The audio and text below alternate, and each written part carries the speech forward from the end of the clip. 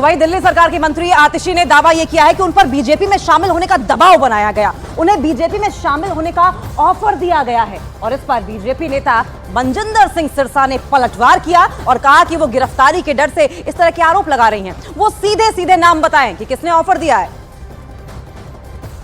Bharatiya Janata party ने मेरे एक बहुत व्यक्तिगत करीबी व्यक्ति के माध्यम से मुझे भारतीय जनता पार्टी ज्वाइन करने के लिए अप्रोच किया।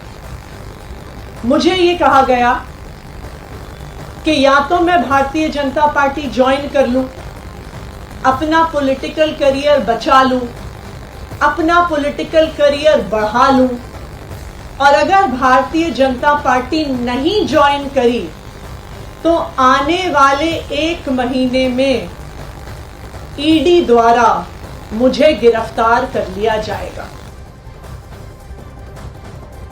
अरविंद केजरीवाल जी ने ईडी को इन लोगों के नाम दे दिए। अब इनको समझ में आ गया कि अगली बारी इनकी आएगी, क्योंकि अरविंद केजरीवाल जी ने इनको फंसा दिया। अरविंद केजरीवाल जी ने इनके खिलाफ सबूत दे दिए। अरविंद केजरीवाल जी ने बता दिया कि विजय नायर, जो कि सारे शराब घोटाले का मुख्य अभियुक्त है, जो कि इसके अंदर सारा काम कर रहा था और सरकारी बंगले में रह रहा था, उसका नाम लेते हुए बता दिया कि वो आतिशी जी को और सौरभ जी को रिपोर्ट करता था। अब इनको समझ में आ गया कि सारे एविडेंस हमारे खिलाफ हैं और इस परिवार के लोगों का पैसे के लेन देन में भी इस फैमिली का, आतिशी जी के परिवार के लोगों का नाम था। भारद्वाज जी का नाम अरविंद जी ने दे दिया। तो अब आतिशी जी को समझ में आ गया कि हमें तो फंसा दिया है। अब कह रहे जी हमें मैसेज मिला है। आतिशी जी, वो मैसेज देने वाले का नाम बता दीजिए, उस रिश्तेदार का नाम बता दीजिए, उस रिश्तेदार को किसने कहा उसका नाम बता दीजिए, ताकि ईडी उसी को अरेस्ट कर ले जो आपके खिलाफ ऐसी बातें कर रहा, साजिशें रच रहा है। तो हमारे 3 सहयोगी ग्राउंड जीरो से हमारे साथ जुड़ गए। हमारे सीनियर एडिटर विक्रांत यादव, दीपक बिष्ट और जावेद हमारे साथ जुड़े हुए हैं। सबसे पहले विक्रांत, आपका रुख करेंगे। आम आदमी पार्टी पहले भी इस तरह के आरोप लगाती रही है कि बीजेपी की ओर से उन्हें बीजेपी में शामिल होने का ऑफर दिया गया, लेकिन पहली बार आम आदमी पार्टी का कोई नेता खुलकर सामने आया है। देखिए, आम आदमी पार्टी का इस मामले में अंकिता सीधा ये आरोप है कि उनकी जो फर्स्ट लाइन ऑफ लीडरशिप है वो इस समय जेल में है। मुख्यमंत्री के साथ मुख्यमंत्री, पूर्व उप मुख्यमंत्री मनीष सिसोदिया, सत्येंद्र जैन, संजय सिंह, यानी पार्टी की जो फर्स्ट लाइन ऑफ लीडरशिप है वो जेल के अंदर है। और अब कोशिश ये की जा रही है कि जो सेकेंड लाइन ऑफ लीडरशिप है, जिसमें उन्होंने अपना नाम लिया, उन्होंने सौरभ भारद्वाज का नाम लिया, दुर्गेश पाठक का नाम लिया, तो ये राघव चड्ढा का नाम लिया, ये सेकेंड लाइन ऑफ लीडरशिप है। तो अब एक तरह से वो दबाव इस तरीके का दिखाना चाहती हैं कि ईडी ने पहले उनकी फर्स्ट लाइन ऑफ लीडरशिप को तोड़ा और अब सेकंड लाइन ऑफ लीडरशिप पर हमला किया जा रहा है। लेकिन बड़ी बात जो निकलकर सामने आ रही है, जिसकी तरफ बीजेपी भी इशारा कर रही है, उसके बारे में आम आदमी पार्टी को जवाब भी देना होगा और वो बोलेगी भी, क्योंकि विजय नायर इस मामले में जो गिरफ्तार किए गए थे और उनके बारे में सीबीआई का कहना है कि सीबीआई और ईडी का कहना है कि उन्होंने शराब नीति फॉर्मुलेट करने में, तैयार करने में बड़ी भूमिका निभाई और जो साउथ की लॉबी थी उसके साथ पैसे के लेन देन में भी शामिल थे। उनका जो बयान अरविंद केजरीवाल ने कहा, कल ईडी ने बताया कि वो आतिशी और सौरभ को रिपोर्ट करते थे। ये बात सही है कि ये बयान नया नहीं है। विजय नायर ने भी ये बयान दिया था ईडी को, जिसमें उन्होंने ये कहा था कि मैं मीडिया इंचार्ज होने के नाते सौरभ भारद्वाज और आतिशी दोनों को रिपोर्ट करता था। तो किस तरीके के संबंध है, क्या ये केवल प्रोफेशनल संबंध है, ये ऐसी तमाम चीजें जो हो सकता है आने वाले दिनों में ईडी सौरभ भारद्वाज और आतिशी से जानना चाहे। लेकिन अब चूंकि चुनाव का समय चल रहा है और आम आदमी पार्टी को ये पता है कि बिना अरविंद केजरीवाल के चुनाव लड़ना उनके लिए बहुत मुश्किल हो रहा है। और अगर सेकंड लाइन ऑफ लीडरशिप पर किसी तरह की कार्रवाई हुई तो निश्चित तौर पर आम आदमी पार्टी को इसीलिए 4 नाम, सेकंड लीडरशिप वाले 4 नाम भी ले लिए गए। और कल ही ईडी की ओर से जानकारी दी गई कि अरविंद केजरीवाल ने आतिशी और सौरभ भारद्वाज का नाम लिया और उसके बाद ये प्रेस कॉन्फ्रेंस हुई। इसीलिए सवाल उठ रहे हैं। दिल्ली सरकार की मंत्री आतिशी ने यह भी दावा किया कि आम आदमी पार्टी के 4 और नेताओं को गिरफ्तार किया जाएगा, जिस पर अब बीजेपी ने पलटवार किया है। बीजेपी नेता मनीष खुराना ने यह कहा है कि आम आदमी पार्टी रोज नई नई कहानियां बना रही है। अब भारतीय जनता पार्टी का यह इरादा है कि आने वाले 2 महीने में लोकसभा चुनाव से पहले वो आम आदमी पार्टी के 4 और नेताओं को गिरफ्तार करने वाले हैं। वो मुझे गिरफ्तार करेंगे, वो सौरभ भारद्वाज को गिरफ्तार करेंगे, वो दुर्गेश पाठक को गिरफ्तार करेंगे और वो राघव चड्ढा को गिरफ्तार करेंगे। भारतीय जनता पार्टी ने यह उम्मीद करी थी कि अरविंद केजरीवाल जी की गिरफ्तारी के बाद आम आदमी पार्टी बिखर जाएगी, आम आदमी पार्टी टूट जाएगी, आम आदमी पार्टी का मोरल डाउन हो जाएगा, क्योंकि आम आदमी पार्टी का अब सारी सीनियर लीडरशिप जेल में है, हिरासत में है। नया दिन और नई मनोहर कहानियां, यही कुछ आज आतिशी ने मीडिया के सामने आके एक सेंसेशन पैदा करने की कोशिश की और नई मनोहर कहानियां गढ़ी। आज मैडम कह रही हैं कि भारतीय जनता पार्टी के कोई व्यक्ति उनको अप्रोच कर रहा है और उनको ऑफर कर रहा है। चुनौती है आतिशी जी, नाम बताइए, अन्यथा आज भारतीय जनता पार्टी का प्रतिनिधिमंडल आज पुलिस कमिश्नर से मिलकर एक बार फिर आपकी कंप्लेन का दर्ज करेगा। तो हरीश खुराना आरोप लगा रहे हैं कि नया दिन नई मनोहर कहानियां। सीधा हम जावेद का रुख कर लेंगे। जावेद, आतिशी ने 1 महीना और 4 नेताओं का नाम लिया है, इसके पीछे क्या ग्राउंड दिखाई दे रहा है आपको? क्या ये सेकंड लीडरशिप वाली बात ही है? देखिए, 2-3 मुद्दे बिंदु जो है इसमें वो बहुत अहम है। जैसा कि विक्रांत भी बता रहे थे कि आतिशी ने साफ तौर पर कहा कि पहली जो लाइन ऑफ लीडरशिप है वो जेल में है, दूसरी लाइन ऑफ लीडरशिप पर जो खतरा मंडरा रहा है, और उन्होंने साफ तौर पर जो बड़े नेता हैं उनका नाम लिया, आतिशी, सौरभ भारद्वाज, राघव चड्ढा, दुर्गेश पाठक। लेकिन आतिशी से बीजेपी ये सवाल भी पूछ रही है कि आप नाम बताएं। देखिए, हमें थोड़ा सा और बैकग्राउंड में भी जाना होगा। इससे पहले जनवरी के आखिरी हफ्ते में भी आतिशी ने इसी तरह के आरोप लगाए थे। उस वक्त बीजेपी ने बाकायदा एक शिकायत भी की थी, जिसमें क्राइम ब्रांच की टीम एक नोटिस देने के लिए आतिशी को पहुंची थी फरवरी के पहले हफ्ते में। उस वक्त वो पॉलिटिकल ड्रामा जो वहां पर हुआ उनके घर के बाहर, वो भी हमने देखा। तो ऐसे में अब जब अरविंद केजरीवाल की गिरफ्तारी हुई है और ये ताज़ा आरोप जो कल ईडी ने नाम लिए हैं, कोर्ट में बताए हैं अरविंद केजरीवाल के हवाले से कि विजय नायर की जो रिपोर्टिंग थी वो आतिशी और सौरभ भारद्वाज को थी, उसके बाद ये लगातार डेवलपमेंट बढ़ रहा है। और अब 11 बजे सौरभ भारद्वाज की भी प्रेस कॉन्फ्रेंस है। थोड़ी देर बाद क्या वो भी इसी तरह का कोई आरोप लगाएंगे या फिर कोई और बात कहेंगे, ये देखना होगा। लेकिन आम आदमी पार्टी शुरुआत से ये आरोप लगाती रही है कि उनके विधायकों को तोड़ने की कोशिश हो रही है। कल भी विधानसभा का सत्र था, उसमें उनके एक विधायक हैं ऋतुराज झा, उन्होंने भी एक आरोप लगाया कि उनको 25 करोड़ में खरीदने की कोशिश की गई, उनको फोन आया। तो इस तरह की बात लगातार आम आदमी पार्टी के विधायक कहते रहे हैं। अब ऐसे में आतिशी ने ये बात फिर से दोहराई है कि उनको खुद को, आतिशी को फोन आया है और मतलब किसी करीबी के जरिए उनको संपर्क साधा गया है और उन्हें बीजेपी ज्वाइन करने का ऑफर दिया गया है। तो ये आरोप लगातार आम आदमी पार्टी लगा रही है। बीजेपी अपनी उस पर दलील दे रही है कि वो अपना नाम बताएं, अन्यथा वो शिकायत करेंगे। तो लगातार जो राजनीति भी है इस मुद्दे पर लगातार कहा आगे तो हो ये रही भी जा रहा है कि फर्स्ट लीडरशिप जो आम आदमी पार्टी की है वो पहले से ही जेल में है। अगर सेकंड लीडरशिप के साथ कुछ होता है तो आम आदमी पार्टी लोकसभा चुनाव के पहले बेहद कमजोर पड़ जाएगी, और यही वजह है कि आतिशी में डर दिखाई दे रहा है। इस तरह के आरोप लग रहे हैं। लेकिन आम आदमी पार्टी नेता आतिशी ने दावा किया कि केजरीवाल ही सरकार चलाएंगे, वो इस्तीफा नहीं देंगे।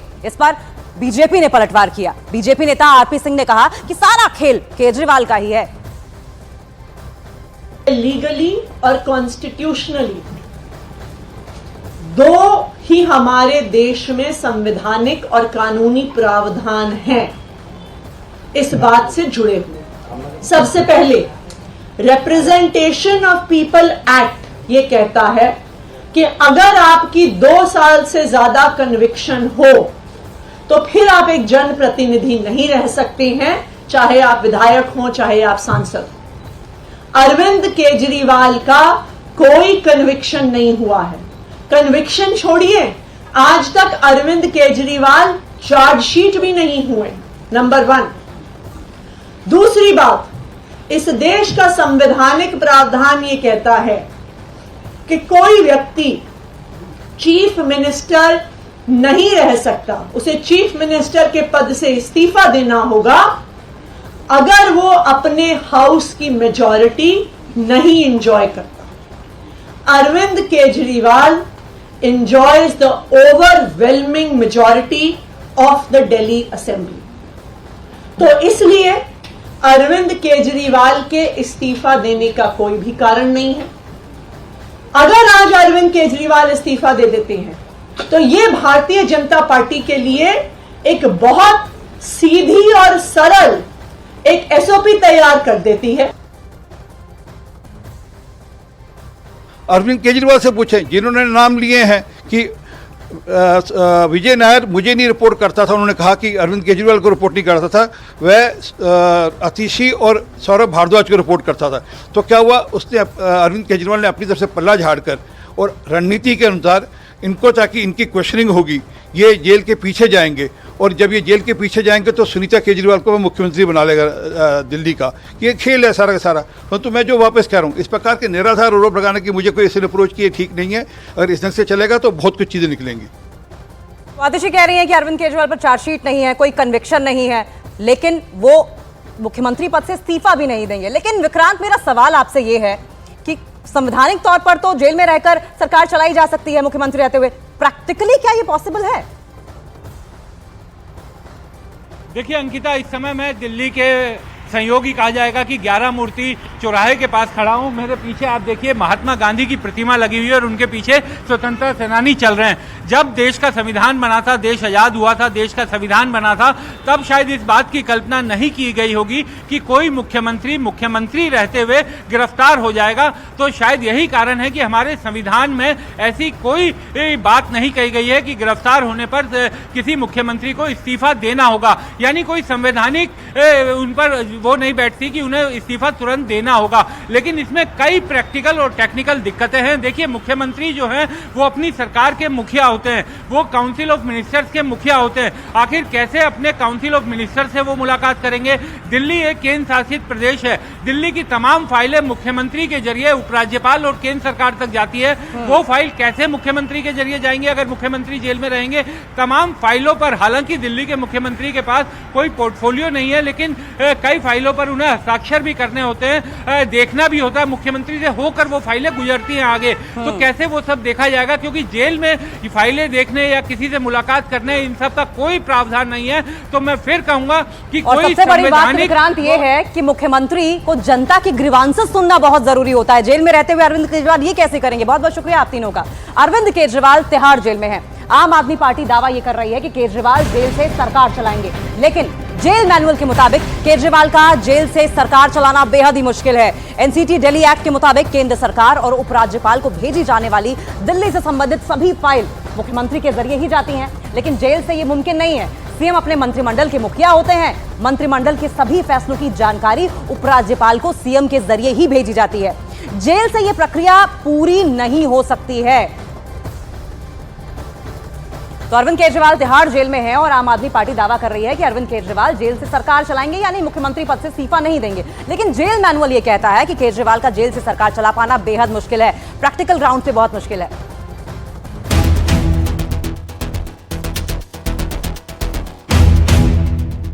21 मार्च को केजरीवाल की गिरफ्तारी के बाद से ही दिल्ली की आम आदमी पार्टी लगातार दावा कर रही है कि अरविंद केजरीवाल सीएम पद से इस्तीफा नहीं देंगे और वो जेल से ही सरकार चलाएंगे। ऐसे में खबर यहाँ तक आई कि ईडी की कस्टडी से अरविंद केजरीवाल ने कई आदेश दिए। दिल्ली सरकार की तरफ से दावा किया गया कि केजरीवाल ने ईडी की कस्टडी में रहते हुए आदेश के कई लेटर साइन भी किए। हालांकि बाद में ईडी की तरफ से इस तरह के किसी भी आदेश और लेटर पर साइन की बात से इनकार कर दिया। अब केजरीवाल न्यायिक हिरासत में तिहाड़ जेल पहुंच गए हैं। दिल्ली आबकारी घोटाले मामले में गिरफ्तारी के बाद तिहाड़ की बैरक नंबर 2 में केजरीवाल एक रात गुजार चुके हैं और दिल्ली सरकार अभी भी अड़ी हुई है कि अरविंद केजरीवाल जेल से ही सरकार चलाएंगे। लेकिन आम आदमी पार्टी की जेल से सरकार चलाने की जिद पूरी होना बेहद मुश्किल लग रहा है। दरअसल दिल्ली से संबंधित फाइल सीएम के जरिए ही जाती है, जेल से ये मुमकिन नहीं। मंत्रिमंडल के सभी फैसलों की जानकारी उपराज्यपाल को सीएम के जरिए ही भेजी जाती है। ऐसी सरकारी फाइल जो सीएम के देखने के बाद ही आगे बढ़ती है, जेल से ये मुमकिन नहीं।